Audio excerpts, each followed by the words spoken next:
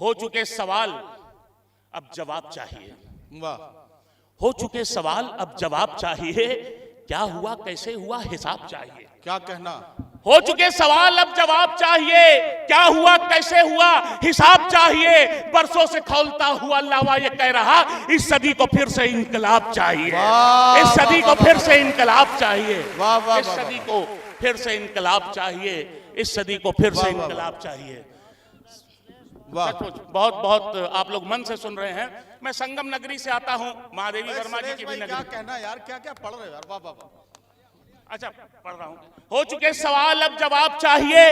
क्या हुआ, कैसे हुआ, हिसाब चाहिए। बरसों से खौलता हुआ लावा ये कह रहा, इस सदी को फिर से इनकलाब चाहिए। इस सदी को फिर से इनकलाब चाहिए। संगम की उसी नगरी से आता हूं, उसी साझी जबान साझी तहजीब को जीता हूं। और मेरे पिता कैलाश गौतम जी भी कभी यहाँ बहुत आए गए थे, कहीं ना कहीं आपकी स्मृतियों में जरूर होंगे। और वहीं से मैं चार पंक्तियां संगम की, मैं आपको संगम के उस दिल को आपके सामने रखना चाहता हूं कि मंदिर की घंटियां भी हैं। ये हमारी तहजीब है, आप सुनिएगा। मैं दिल से जीते हुए पंक्तियां आपके तक पहुंचा रहा हूं। मंदिर की घंटियां भी हैं, अजान भी यहाँ। मंदिर की घंटियां भी हैं, अजान भी यहाँ। तुलसी, कबीरा, मीरा और रसखान भी यहाँ। तहजीब के संगम की ये धरती है दोस्तों। गीता के संग संग है कुरान भी यहाँ। गीता के संग संग है कुरान भी यहाँ। इसीलिए कहता हूं, इंसानियत के हक में यह ऐलान होना चाहिए, कोई भी हो पहले वो इंसान होना चाहिए। धर्म, जाति, भाषा, मजहब इसकी बातें बाद में, दिल में सबसे पहले हिंदुस्तान होना चाहिए। दिल में सबसे पहले हिंदुस्तान होना चाहिए। न पूंजीवाद रहता है, न नक्सलवाद रहता है।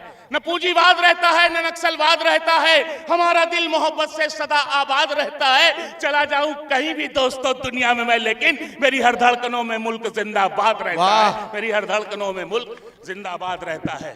और इसलिए मैं कह सकता हूं कि जब इस देश के लिए जब बलिदान देने की बात आती है, तो उसको किसी धर्म, मजहब या किसी जाति से नहीं तोला जा सकता। तब मैं कहना चाहता हूं नदीम भाई कि हमारा जिस्म बोलेगा। ये मैं आपकी जबान कह रहा हूं, ये मैं इस मंच की जबान कह रहा हूं। हमारा जिस्म बोलेगा, हमारी जान बोलेगी।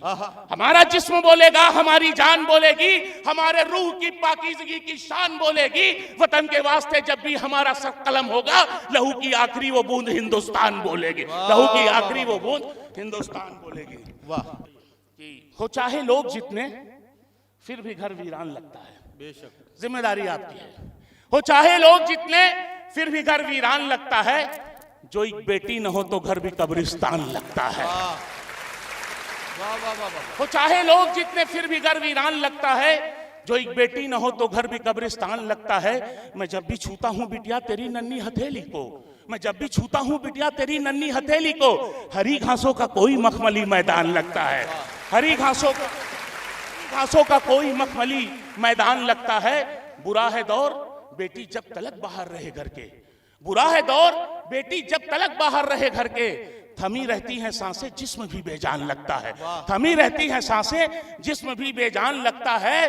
विदा होकर के बेटी तू गई है जब से इस घर से, विदा होकर के बेटी तू गई है जब से इस घर से। महज ईंटे और गारे का कोई सामान लगता है। महज ईंटे और गारे का कोई सामान लगता है। बहुत तकलीफ में था सुन के बेटी घर चली आई। बहुत तकलीफ में था सुन के बेटी घर चली आई।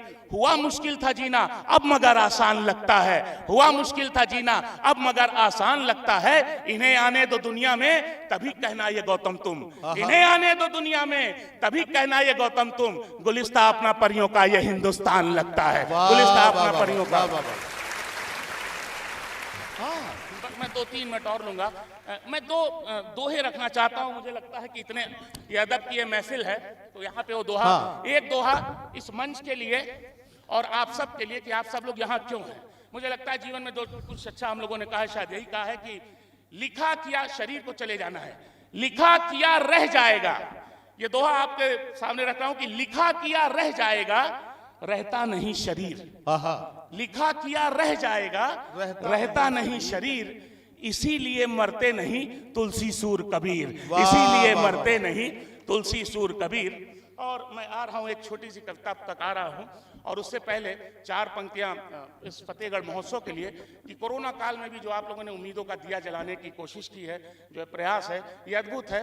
ये इल्म, ये मैं कहूँगा, ये कविता की रोशनी पूरी दुनिया तक जाएगी। 4 पंक्तियाँ आपके सम्मान में पढ़ के, छोटी सी कविता पढ़ के अपना स्थान ले रहा हूँ कि यही जज्बा रहा तो मुश्किलों का हल भी निकलेगा। ये पूरी कमेटी को और आप सबको सैल्यूट कर रहा हूँ जो आप सब लोग बैठे हैं। यही जज्बा रहा तो मुश्किलों का हल भी निकलेगा, जमीन बंजर हुई तो क्या वहीं से जल भी निकलेगा। न हो मायूस न घबरा अंधेरों से मेरे साथी, इन्हीं रातों के दामन से सुनहरा कल भी निकलेगा, इन्हीं रातों के दामन से सुनहरा कल भी निकलेगा।